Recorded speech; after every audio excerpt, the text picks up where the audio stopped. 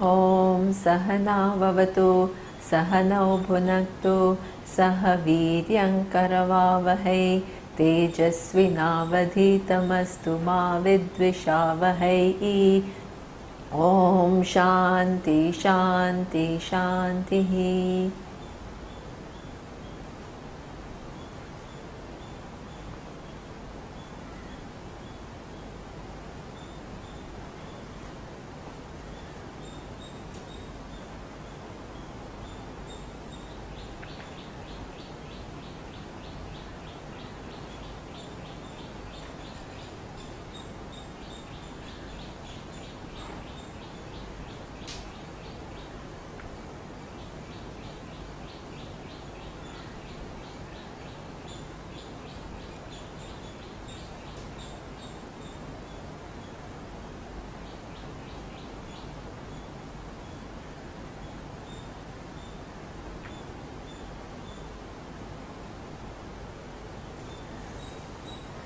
So we saw what is Atma, and Atma was said to be Sat, existence, Chit, consciousness, and Ananda.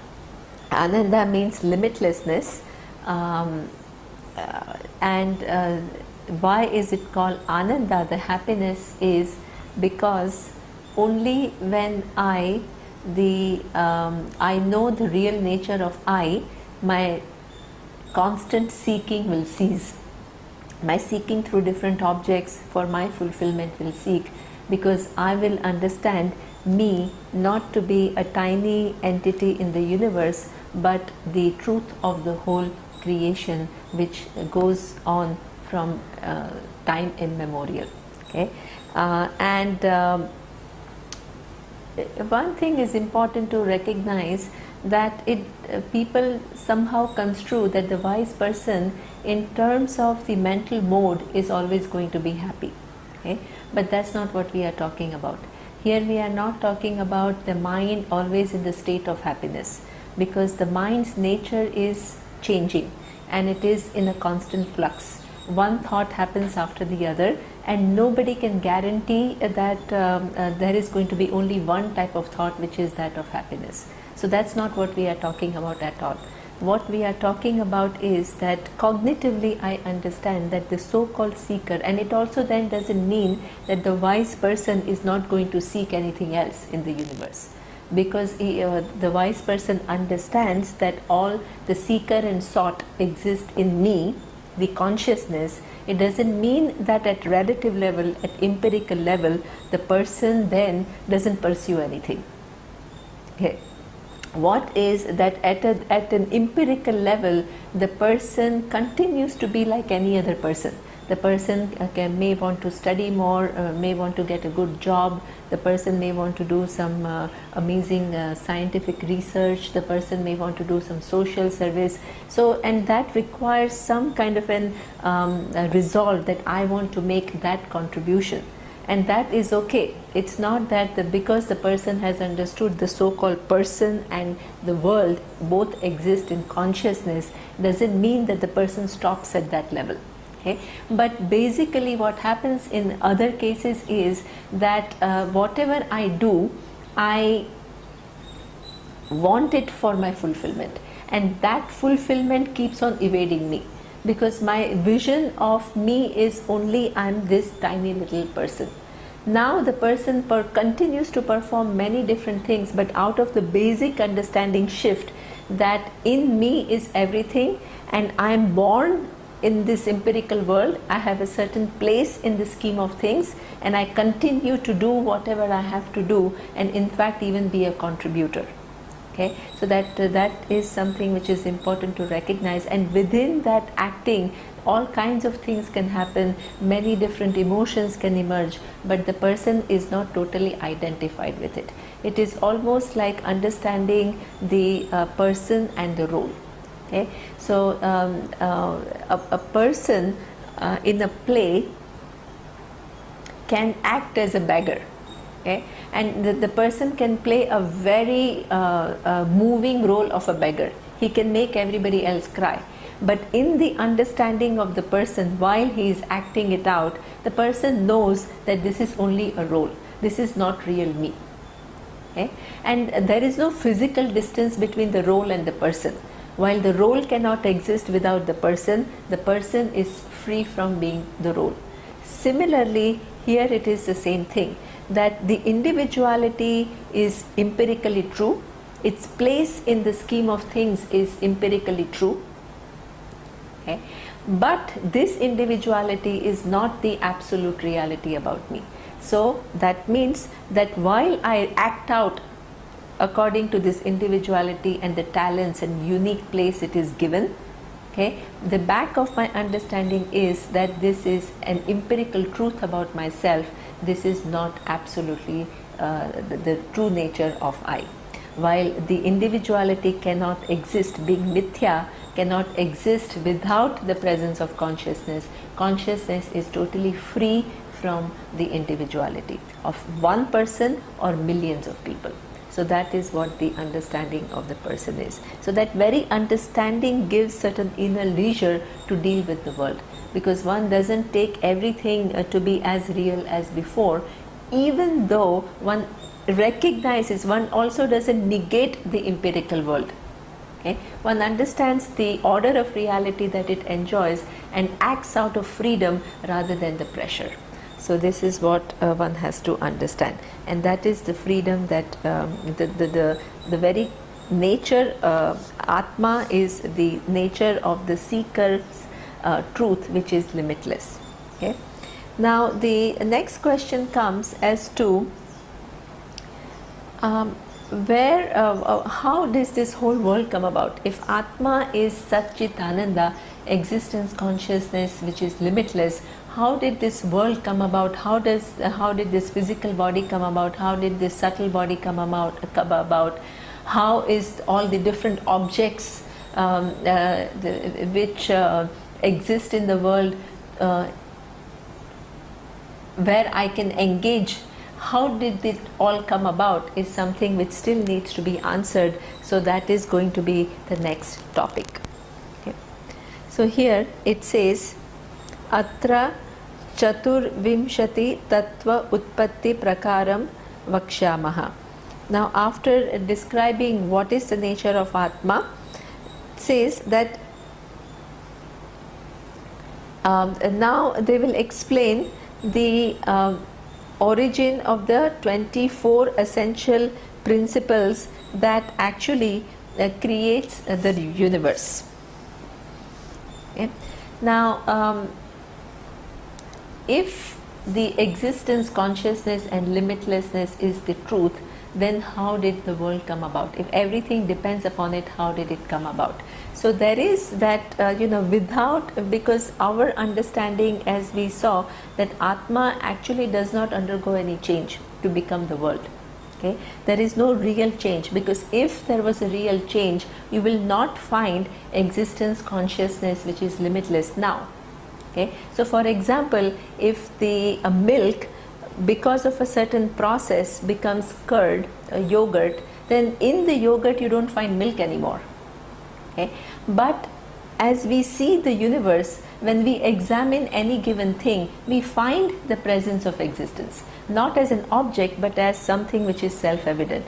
When we examine the nature of any object in the universe, we find the presence of consciousness, which is not a given object in the universe but as the very truth of the universe. So that means it is there, still there. So before the manifestation of the universe, which is in different names and forms, okay, that existence and consciousness was there. And even when when the manifestation is on, the creation is there, that existence and consciousness is very much present, exactly as it was before the manifestation. And because it is present exactly as it was, then it is recognizable here and now. Otherwise it would just be some kind of a belief system that this is what it was, then it underwent a change, then this is the world, and in this world I can't find it anymore. Okay? And nobody knows what happened before the creation, so therefore it would just be a belief. Okay? But because it is even now present, it becomes knowledge. Okay? Then the question is, how did this existence and consciousness as though become all these different forms? So you have an intervening thing, which is what we call in the here it explains Brahmashraya Sattva Rajas Tamo Gunatmika Maya Asti. Okay. Now, what was described as Atma before is now interchanged, and the word which is used is Brahma. So, we have seen in Taittiriya Upanishad that Brahmavid apnoti param, the knower of Brahman gains the highest, and that Brahman is limitless, and that Brahman is nothing but Atma, I. Okay. So this Brahman, why now the word Atma is not used but Brahman is used? Because now your understanding of Atma has to change from what you think who you are to Atma as being Brahman. Brahman, the limitless existence and consciousness. So to remind that, so that you don't continue to place your I where you're used to place and then imagine something. So therefore a different word is used to indicate the new meaning of what we have learned Atma to be. Okay. So now it says Brahma Ashraya, that there is something which has its being in Brahman, Atma. There is, what is it? Maya. Okay. So Maya Asti. So there is this intervening factor called Maya. And what is this Maya? It says Sattva, Rajas, Tamo, Gunatmika. It has threefold qualities, which is Sattva. Sattva stands for all the, any nobility that you can see in the creation, any good values, any intelligence, brilliance, or good-heartedness, kindness, compassion. This is all born of what we call Sattva Guna. Rajoguna is something which accounts for the drive that we all have, a drive to act, ambition, okay, or getting things done, having that strength to get things done. So that is what we call Raja. And Tamo is, Tamas is, there is this a guna where there is a laxity, there is laziness, there is a lack of effort, there is just staying at a status quo level, not striving. So this is what we call, or sometimes taking to adharma, doing things which are harmful to others, or cheating others, or any crime that we perform. So all that comes within what we call tamo guna. So there is sattva, rajas and tamo guna, and that is what we call, that is a maya. That is an intervening factor. But one thing is important to understand, what is this intervening factor? Okay. Now this intervening factor is actually nothing but all knowledge. Okay. So from the consciousness, which itself is not all knowledge as such, there is an intervening factor which is what we call all knowledge. And that all knowledge, it says Brahma Ashraya. It is not a parallel reality. It depends upon consciousness. Consciousness as though becomes all knowledge. Okay. How do we understand that?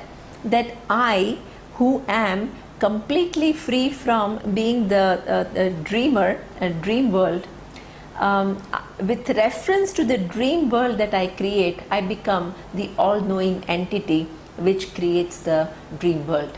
Okay. So with reference to the dream world, I am the knower of the dream, and out of my knowledge I create this dream. Okay. But if you look at my essential nature, I am not the creator of the dream, because the dream goes away and I am very much present. And the creator, the status of the creator of the dream does not remain at all with me, stuck to me. Because next day I create a totally different dream. The characteristics of the previous dream don't stick to me anywhere. Okay.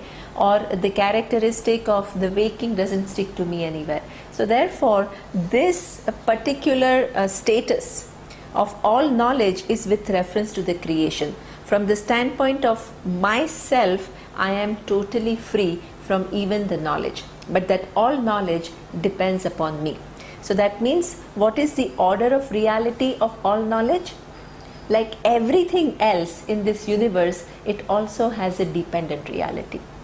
Okay. So for example, we have seen here that atoms and particles depend upon what? All knowledge, from which they come about, and then through which they organize themselves to become the world. Okay, but that all knowledge itself is not independently existing. It depends, it requires consciousness for its existence. So that means this all knowledge is almost like an in-between which makes possible this whole creation, from which all these, there is one aspect which is all knowledge, and the other aspect is the capacity. So not only there is all knowledge with which to create time, space and every different objects within time and space, but also it has the capacity to then manifest in form of all these different things simultaneously. Okay, so this is what, when we talk about Big Bang, so that is exactly that. It's not a linear or a chronological beginning. Everything just kind of a time space framework and all the objects just came about, and we agree that it is true, but nobody knows what happens before the Big Bang. We don't say that the thing is non-existent. We say that there is this all knowledge and all power which is in an unmanifest form. Okay, and from the unmanifest it becomes manifest. How does it become manifest? Through its own knowledge of how, what is time, what is space, how every object is organizing, how it has to be organized to make the interaction possible. How is the placement of the sun, the placement of the galaxies, the placement, the different forces which keep the whole creation going, the certain laws, everything is there as part of the knowledge. Okay? So this is what we say is Maya Shakti. The Maya can be looked upon as this all knowledge and all capacity in an unmanifest form, but with reference to the creation, when the creation actually comes about, the same all knowledge and all capacity is what we call the cause of the creation, which is what we call Ishvara. Okay?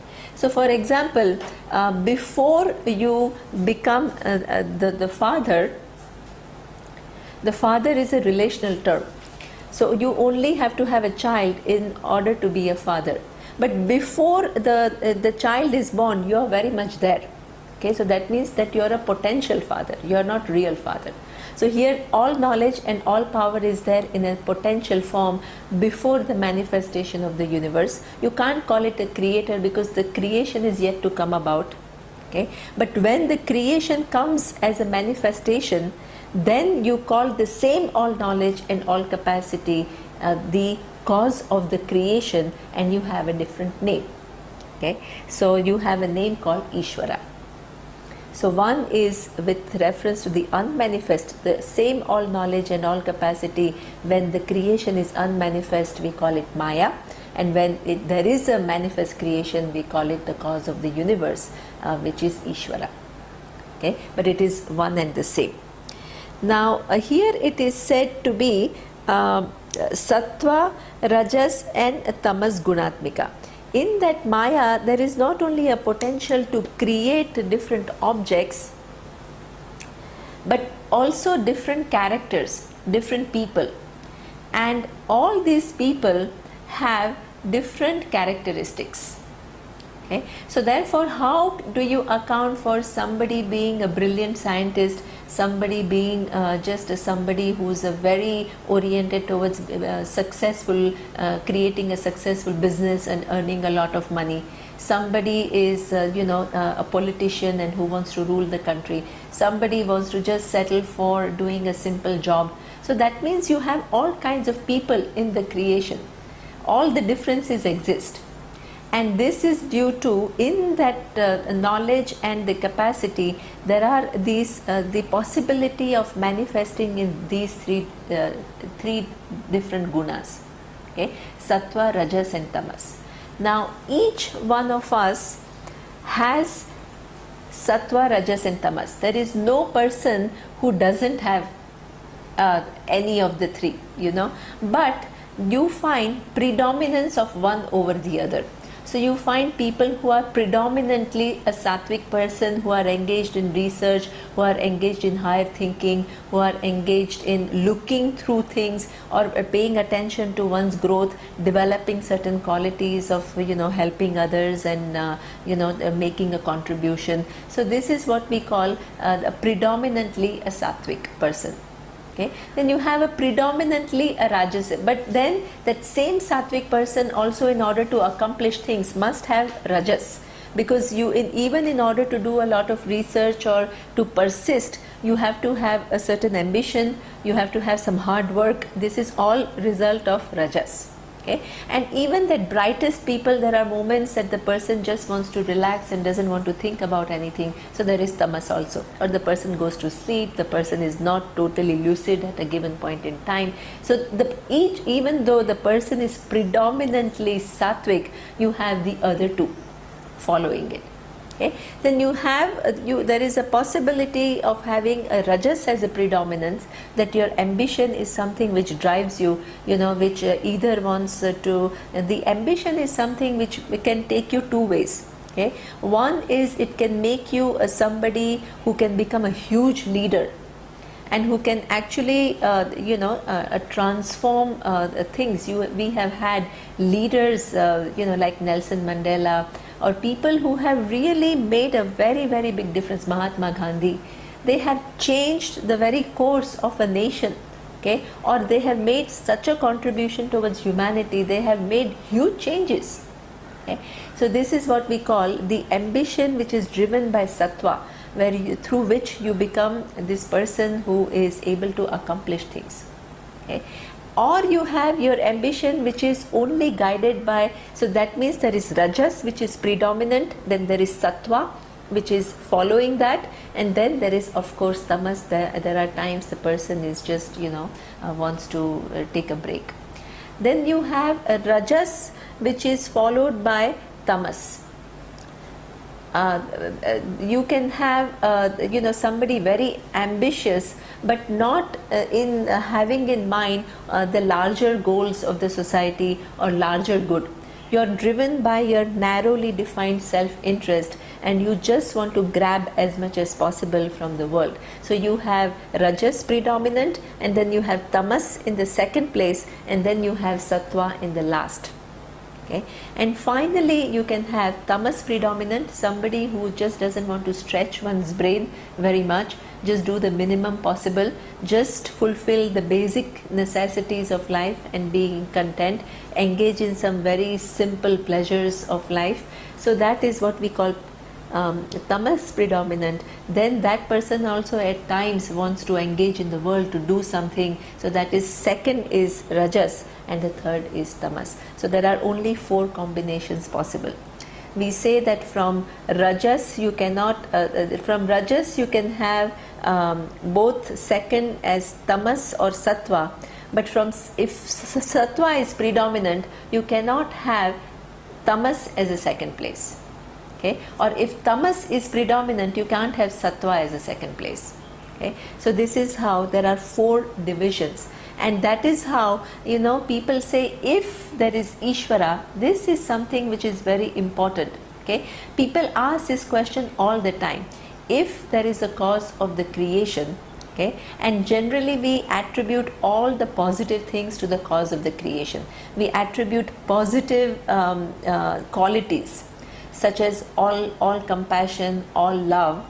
Okay. So then if that is our understanding of what is the nature of the cause of the universe, one entity which has all the positive attributes, then you can have the question, if the person has all the power and is so compassionate, why is there so much misery in the universe? Why there are wars, why there is violence, why there are criminals, why is all this? Okay, because the all knowledge could have done things totally differently.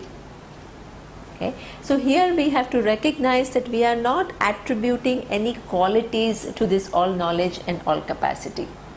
Okay.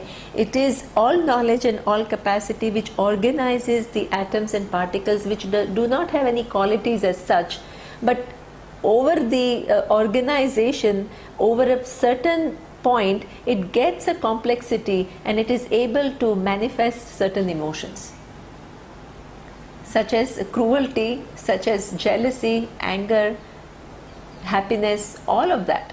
Okay, all that is a possibility within it, but itself is free from any either positive or negative quality. So this is why, even though here it is said that Maya has the threefold gunas, one has to be very, very careful. Okay, one cannot attribute these gunas, the qualities, to Maya directly. Maya is nothing but all knowledge and all power. It has no intrinsic quality. But with reference to the universe that you see, you find all these different qualities. And where do these qualities come? They come because they are there in unmanifest form. Okay?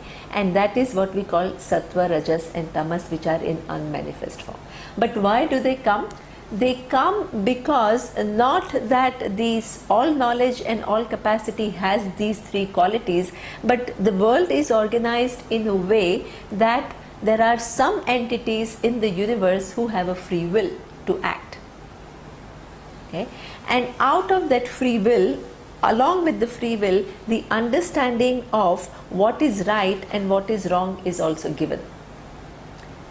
But if we guide our choices by the inner pressures that we have rather than what is right and what is wrong, then there are consequences. Okay? So that means that if I have done something to hurt somebody, I cannot get away from the consequence of that action. So that means that at some time in the future, whether in this lifetime or in the other lifetime, there will be something which will produce some discomfort, some pain to me, because I have inflicted pain on somebody. Okay? So therefore, this particular attribute which will make me, suffer a pain is, through certain gunas. Okay, I'll have physical pain, or I'll have a mental headache, or I'll have a mental non-clarity. It can manifest in form of, how does it manifest? In form of these different gunas. Or if I have done something which is brilliant and helping, so I'm born with a mind which is brilliant. Okay? So that means that I'm experiencing the good actions that I have done through the kind of mind that I am endowed with. What kind of a mind? Sattvic mind. So that means that all these sattva, rajas, tamas guna with which one is born, that is a result of the actions that we have performed. And the all knowledge and all capacity inherently is free from any of that. It gives us that capacity to express ourselves and perform actions, and then connects us to different results depending upon the actions that we have chosen. Itself is totally free. It doesn't have any intention. It doesn't want you to do something or not to do something. The job of that all knowledge is to give you that free will and give you the knowledge of what is right and what is wrong. Okay? So that's why one has to be careful in saying that these three gunas are a result of our own actions. They are not the inherent attribute of Maya. Maya is only all knowledge and all power. So from this all knowledge and all power, which is in the unmanifest form, then the manifestation comes about. So it says, Tata Akashaha Sambhutaha. From that Maya, there is the manifestation of Akasha. So Akasha is space. Akasha is the most subtle element in this universe.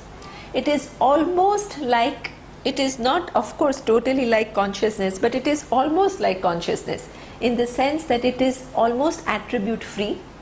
It accommodates everything. Okay? Itself is not divided by anything. It doesn't take on, if there is an air pollution, the space doesn't get polluted. The pollution belongs to air. It's actually untouched. The space is untouched. Even when there is a lot of filth, the filth belongs to a certain, the space doesn't become, is untouched by that. Okay? So in fact, the closest representation of this existence, consciousness in the manifest Jagat is Akasha, the space. Okay? But Akasha is the product of this consciousness through what we call this Maya, which is all knowledge and all power, which has the capacity to manifest in form of the universe. Okay? Then it says Akashat Vayuhu.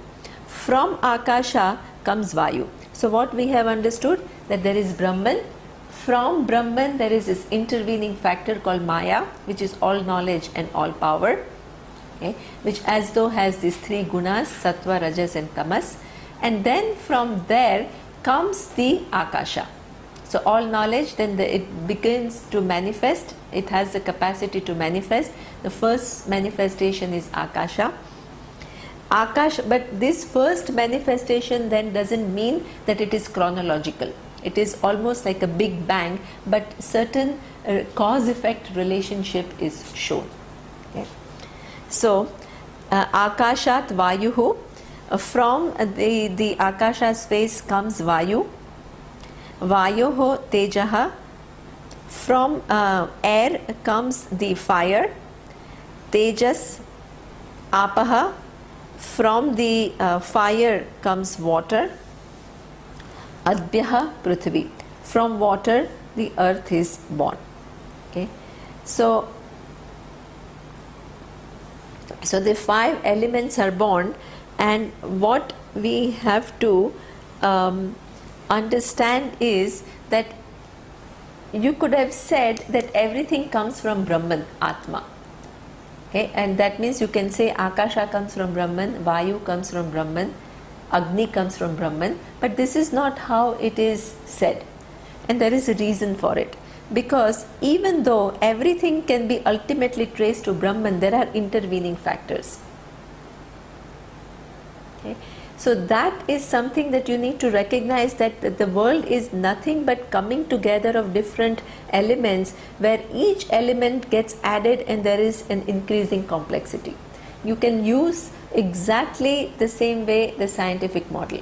The particles do not have any characteristics of neurons of the brain. Okay? But they come together and acquire a certain, when they come together, they acquire certain qualities which inherently do not belong there. So that means at each level of coming together, it acquires one more as the quality. And then that comes together with something else and it acquires further quality. So here it is the same thing. From Akasha comes Vayu. Akasha, we have seen, has Shabda Guna. The sound is carried through Akasha. Then what is Vayu? Vayu has sound. At the same time, it has one more function, which is that of touch. Okay. Then from Vayu is the Agni. So Agni, the fire, has sound. It has sense of touch. You can touch and of course you will burn.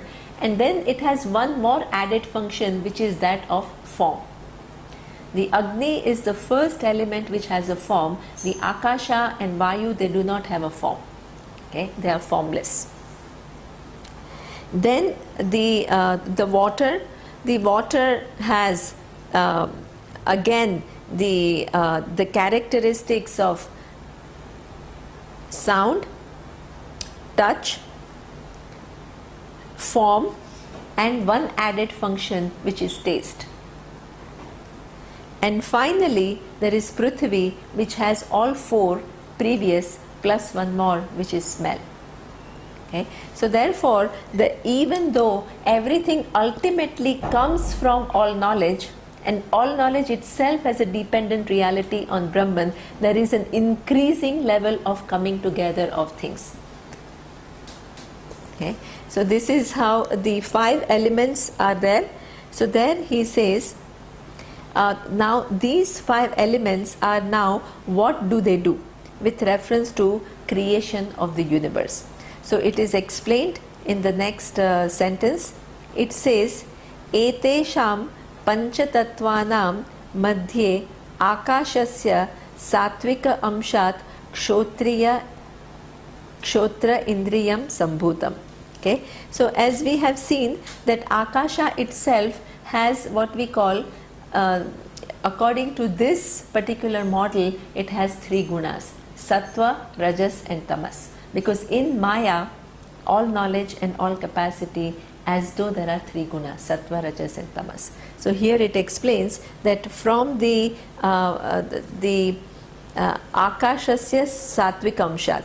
So Akasha's the Sattvic Amsha of space creates Shotra Indriya Sambhutam, the organ of hearing. Because we have seen that the quality, the attribute of Akasha is only one, which is that in which the sound is carried.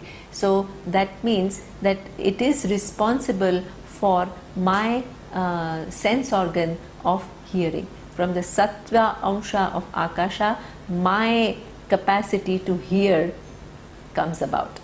Okay, so this is way it is shown that how the whole world is a manifestation of these five basic elements. Then it says Vayoho Sattvic Amshat Tvak Indriya Sambhutam. From the Sattvic Amsha of Vayu, the air had the guna of touch. So from there comes my sense organ of what we call the skin. Okay.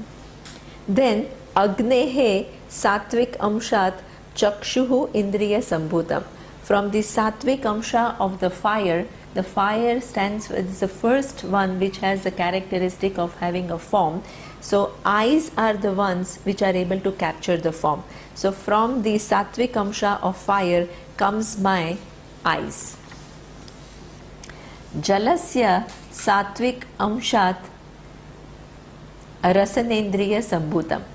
The water has a characteristic of the capacity to be tasted. So from the Sattvic Amsha of the water comes my sense of taste. Okay, my tongue, which has the capacity to taste things. Prithivyaha Sattvika Amshat Granendriya Sambhutam. From the Sattvic Amsha of earth, my nose is born. Yeah. So so that means that five elements outside create all the different forms, all the different objects. With reference to me, they create the Sattvic Amsha of each of these five elements creates different sense organs according to their own characteristic. Okay. Now, etesham panchatattvanam samashti Sattvika Amshat mano buddhi ahankara chitta antakarnani sambhutani. Okay. From the Sattvic Amsha of all five together, okay, and what is created is what he says antakarana.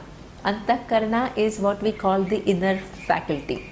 The inner faculty which includes mind, buddhi, chittam and ahankara. So what are these four? Here they are explained. Okay, they were not explained. This is why Tattvabodha chooses that this mano buddhi, it could have explained that in the Sukshma Sharira part, it could have explained that in the Manomaya Kosha or Vijnanamaya Kosha, but it chooses to explain it here. So it chooses a given place to explain different things. Okay, so here he describes. So from the Sattvic Amsha of these five elements coming together, the entire inner faculty is born. So that includes mind. So what is mind? It is explained as Sankalpa Vikalpatmakam Manaha. So the decision and doubt are the nature of mind. In fact, it's not that it's receiving the data and then creating a doubt. Okay, that is the Sankalpa Vikalpa. Is this, or should I do this or should I do that? Is it this or is it that? Okay, so that possibilities, the number of possibilities, that thinking about different possibilities, this is something which is unique to human mind. You know, do I do this or do I do that? Okay, and this is why most of us if you ask the growing children, what do you want to do? Well, I either do this or I do that. So there is always this doubt about what one has to do, how one has to live, who does one have to marry, all that. There is like a doubt, and this is what we call a mode of mind, which is that of sankalpa and vikalpa. As I have said, in other places the mind also refers to the place where there are emotions taking place.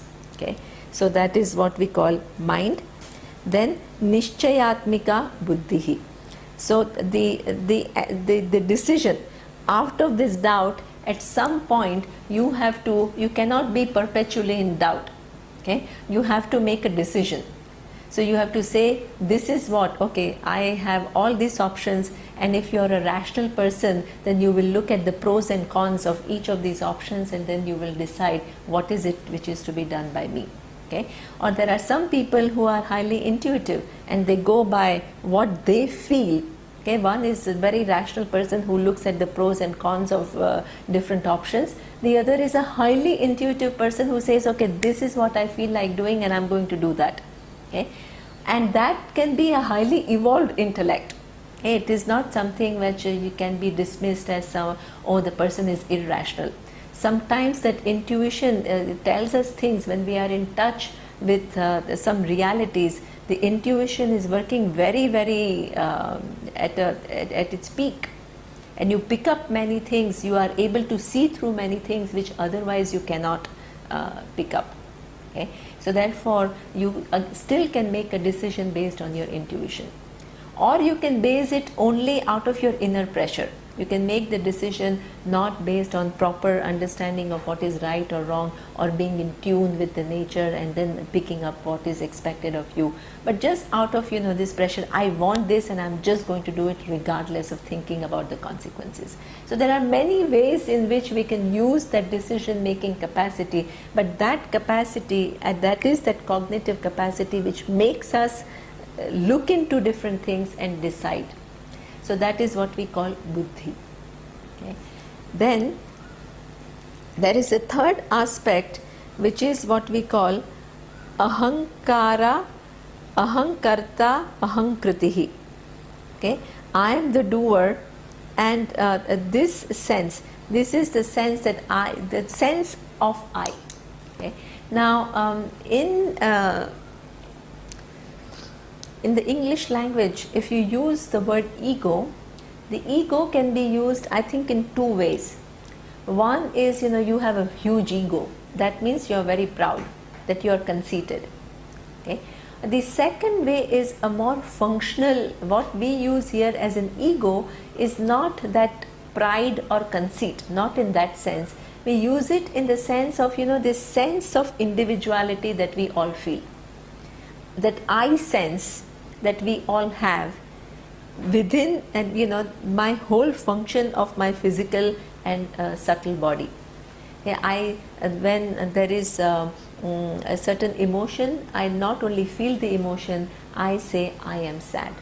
That I gets connected to that emotion. Okay. Or when there is 2 plus 2, 4, this is not just understanding, I say I understand. So my sense of I gets connected to my cognitive capacity. Okay? So that sense of I is again nothing but a given thought. But that thought continuously identifies with different faculties of the mind. And therefore there is a kind of a one stable entity. It creates a stable entity. There is no stability about it. As we have seen, in between two thoughts there is silence. There is so-called, you are not actively thinking, oh, that I am now silent, or in deep sleep that sense completely goes away. But even though it is not there permanently, it gives you that the whole feeling of that continuity. And you identify so much with that person or the personality, which is getting connected to different faculties of the mind. Okay? And this is what we call ahankara. So this ahankara, the ahankara Now what are we talking about here? That these faculties are born from the sattvic amsha of the 5 elements, that is not I. Okay, and then the fourth function of this inner the instrument that we have been given is what we call chittam, chintana kartru chittam. Okay, that the memory is what we call chittam. So one reason why I also have the sense of continuity is because I remember what happened to me from the time of, I think when we are very young, maybe there are of course some memories some people remember, but in that case is what we call the many impressions that we have gathered also become part of not the conscious memory but unconscious memory. Okay, where we have stored all the data, we have stored the impressions, which sometimes guide our attitudes, our behavior through our life. Sometimes knowing, we don't even know about their existence, but they give us a given orientation. They give us a certain perspective to life, and we begin to think that that is the reality, but it is actually as a result of the stored memory and the images and the impressions they create in us. So it becomes almost like a lens through which then you view the universe. Okay. So that means, and then you have conscious memory too. Many things, I think, from the time of the age of 5, 6, or you begin to remember, all the past history. And sometimes the memory is such an important function, because in the exams and all, whatever you have learned, you have to actually reproduce. It's all a memory function. Okay. So anything that you have learnt in the past that you are able to recollect in the future, or sometimes your ability to think about all the pleasant things and create happiness, it's all memory function. Okay. So that not only it gives us a continuity of this personality, that ego to sustain you need memory, okay, but it also makes us go through experiences and live coherently. It's such an important thing, because I think there are diseases in the old age where you begin to forget things. What are they called? The Alzheimer and things, and then the person becomes totally not, sometimes he'll remember, sometimes will not remember, will forget the people that one is relating, the wife, he will not remember, or sometimes whether the tea is put in the microwave for heating, and then will forget. So there are so many memory disorders. So memory is a very important function of this brain. But again, this whole antakarna, which has fourfold functions, which is mind, cognitive capacity, the decision making capacity, the sense of I, and the memory, they are all made up of the sattvic amsha of the 5 elements. And those 5 elements are they manifest from all knowledge, which has the capacity to manifest and organize to become all this, and that all knowledge depends upon consciousness for its existence. And where do you find consciousness? All the way. In air, there is the presence of consciousness. In akasha, there is a presence of consciousness. In vayu, there is a presence of consciousness. When those, each one becomes a sattvic guna, it becomes the sense organ, corresponding sense organ, there is the presence of consciousness. Okay. When they combine, and with sattvic guna there becomes the whole mind and its faculty, different faculties, there is the presence of consciousness. The presence of existence and consciousness is all through, and the presence of all knowledge and capacity is equally all through. Okay. When there is akasha, there is a presence of all knowledge which manifests as akasha. When then that akasha is further evolved into vayu through a cause and effect, where vayu acquires not only the quality of akasha but its own quality, there is a presence of all knowledge which organizes it to become like that.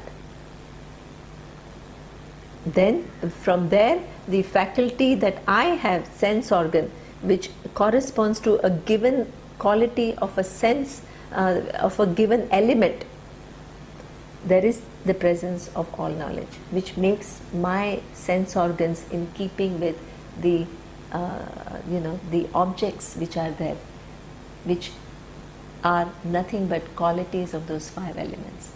Okay? So all the way you will find the presence of all knowledge, and as the truth of all knowledge you will find the presence of consciousness. And all these are just as though acquired quality through increasing complexities. Okay? So this is what not I am. Now here he explains what is the guiding deity of this mind. Each one has a different mind, and which is the presiding deity. So even though the all knowledge organizes everything, okay, but in terms of how it is organized, we also further break down the all knowledge. Just as I would just want to explain this principle a little bit, because just as when I study biology, I'm looking into the all knowledge from the standpoint of, how do the plants work, or how do my physical body work. Okay? That is an insight into the all knowledge through a given discipline from a given standpoint. When I look into the galaxies, how do they work? The astrophysics, I'm getting a glimpse of all knowledge through how the galaxies are organized and how do they work. When I look at the quantum physics, I'm again getting a glimpse of that all knowledge from the standpoint of how do these particles combine to create the universe, to become this macro. Where is the connection between this micro and the macro? When I look at my physiology, the anatomy, I'm again looking into the all knowledge from the standpoint of, how does this physical body work? The psychology is the same. Okay? So therefore, in every way, it's all just a glimpse of all knowledge from a given standpoint. And that given standpoint, I give it a name. So that means one discipline, one way of looking into the universe, I call it the discipline of physics. Another way into looking into the universe, I call it biology.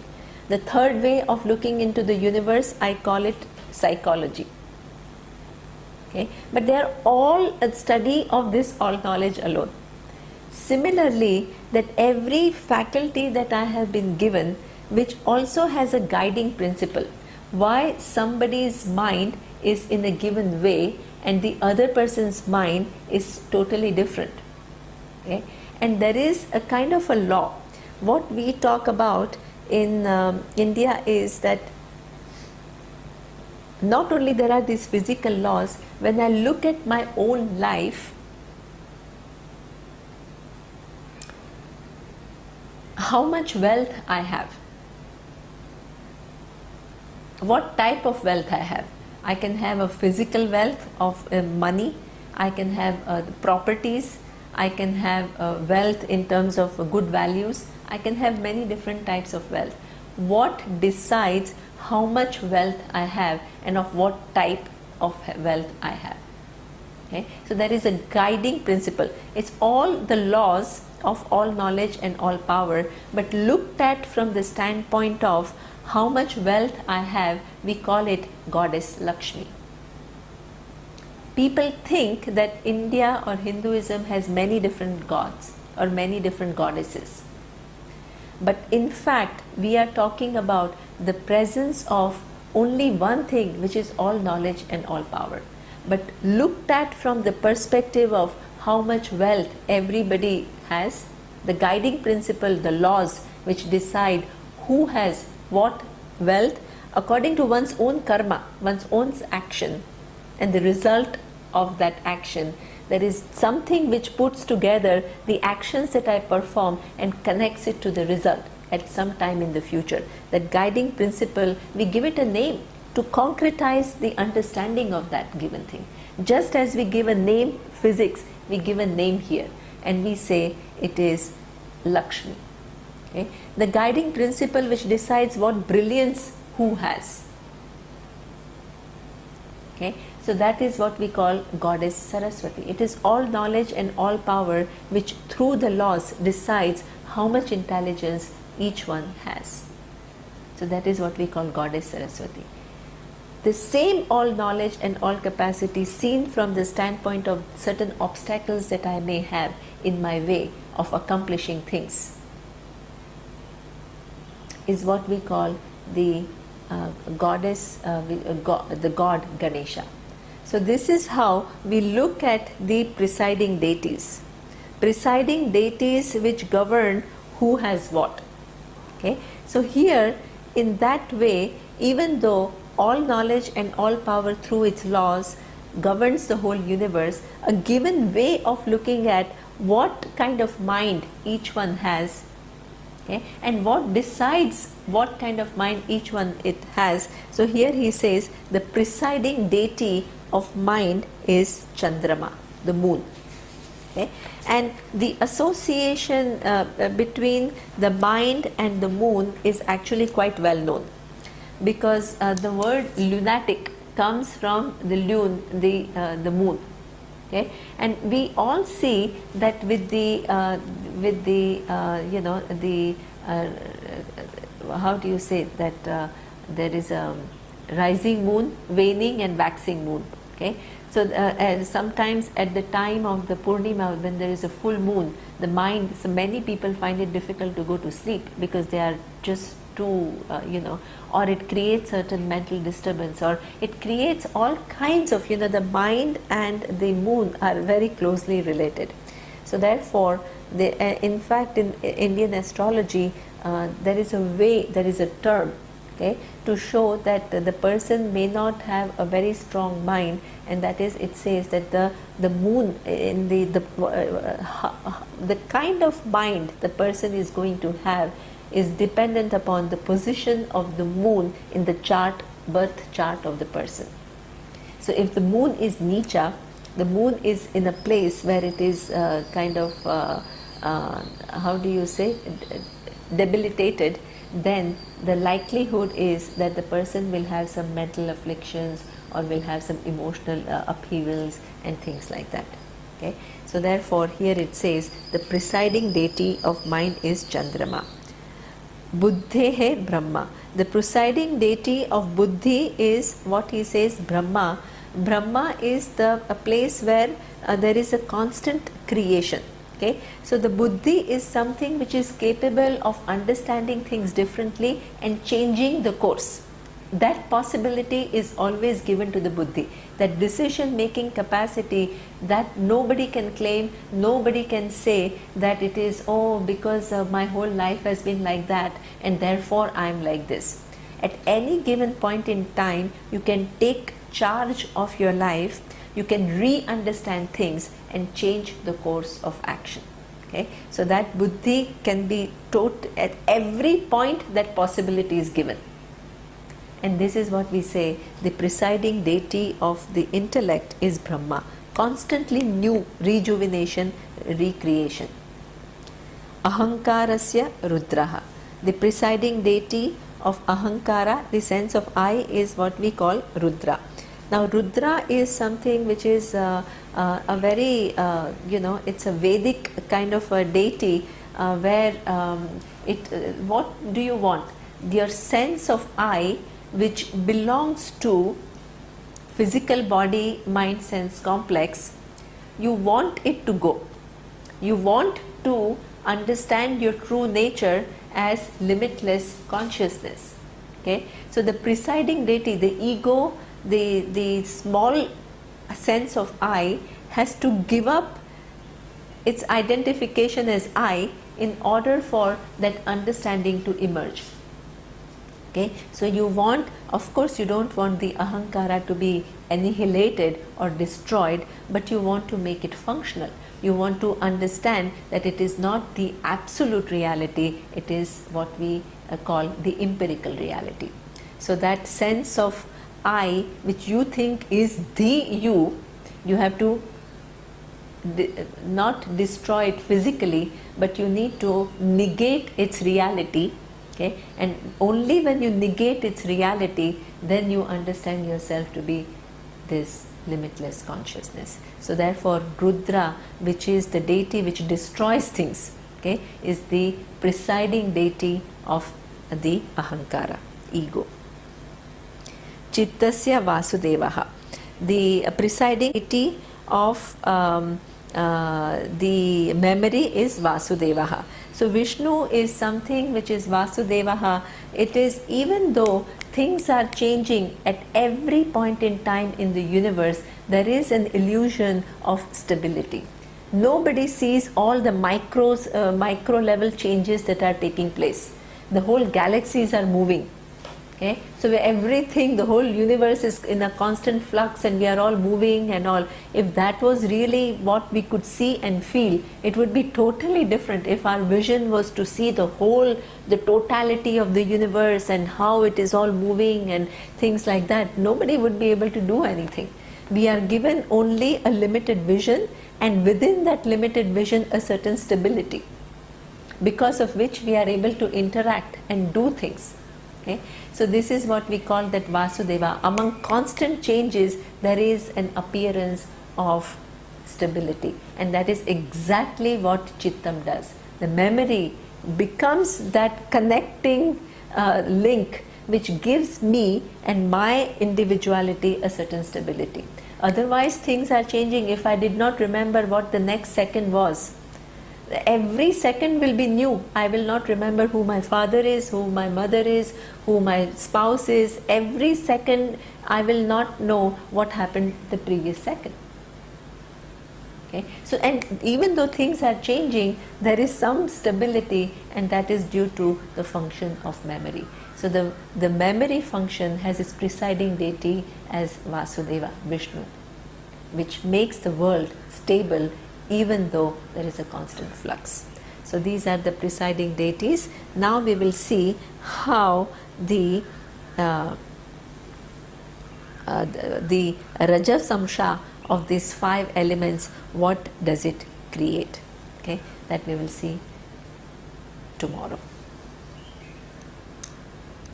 Om Purnamadav Purnamidam Purnat Purnamudachyate Purnasya Purnamadaya Purnameva Vashishyate.